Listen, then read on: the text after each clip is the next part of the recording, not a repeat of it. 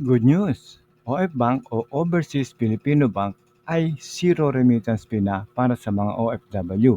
Kung ikaw ay magpapadala ng pera mula Pilipinas papuntang abroad o mula abroad papuntang Pilipinas, wala ka nang babayaran. At ang mga services na ino-offer nila ngayon. Ang OF Bank ay ang pinakauna na fully digital at state-owned. Take note, state-owned, ibig sabihin pag-aari ito ng gobyerno na bangko para sa mga overseas Pilipino at kanilang mga pamilya. Ito ay subsidiary ng Land Bank. Okay, nakita nyo naman, stable na stable ang Land Bank kahit saan meron yan. At nag-o-offer sila ng remittance method at financial assistance. So, pwede kang mag-open na account remotely na kahit walang initial na deposit. O, take note ulit walang deposit at maintaining balance. So, makakapag-open ka na account kahit wala ka niyan. So, tinanggal na ng OF Bank ang transaction fee para sa lahat ng OFWs na nasa ibang bansa simula pa ng mailathala sa pahayagan noong July 5. So may video na rin tayo kung paano mag-open ng account sa OF Bank. Kaya ilalagay ko ang link sa description para i-click nyo na lang at mapanood nyo. So ano ba talaga ang good news? Ang average na remittance fee ay nasa 6.5% at ang iba ay mas mataas pa at ito ay ang tinanggal na nila. Layunin nito na bawasan ang financial burden ng milyong-milyong Pilipino na nagtatrabaho abroad. Ayon ito sa OF Bank President at CEO habang ginaganap ang kanilang 6th edition of the Chairman's Report.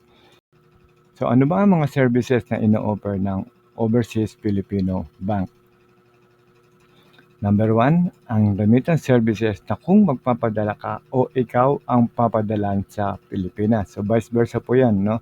Pwedeng galing Pilipinas papuntang abroad o galing abroad papuntang Pilipinas. Number 2, meron din silang multipurpose loan at OFW reintegration program. Kaya malaking bagay po yan, ano? Pwede kang manghiram, pwede kang mangutang sa OF Bank.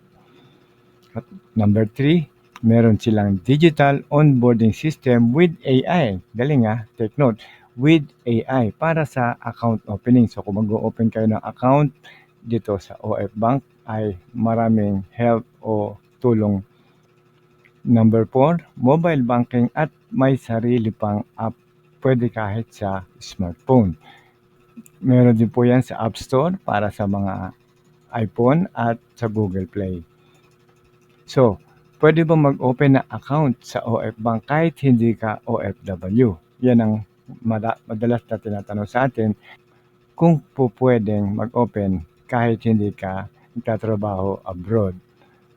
Ang sagot po dyan ay yes. Kahit po nasa Pilipinas kayo, kahit nasa bansa kayo, ay po pwede. So kahit na sino at kahit hindi OFW ay pwede mag-open ng account dito sa OF Bank Mobile Banking. Ibig sabihin, kahit ikaw ay nakatira sa Pilipinas o sa ibang bansa, pwede ka rin mag-open ng account sa OF Bank. So dito makikita nyo naman ang kanilang hotline, ang kanilang email at customer care desk. So ilalagay ko rin sa description ang mga numbers at important hotlines na yan para kukopyahin nyo na lang kung sakaling gusto nyong tumawag o meron kayong problema sa OF Bank ay madali nyo silang matutuntun. Hanggang dito na lang at sana may natulong muli kami sa inyo at huwag nyo lang kakalimutan mag-like, subscribe at hit nyo na rin ang bell para updated kayo sa ating mga bagong videos na ilalabas. Mula po sa Promag TV, maraming salamat po sa panonood at God bless.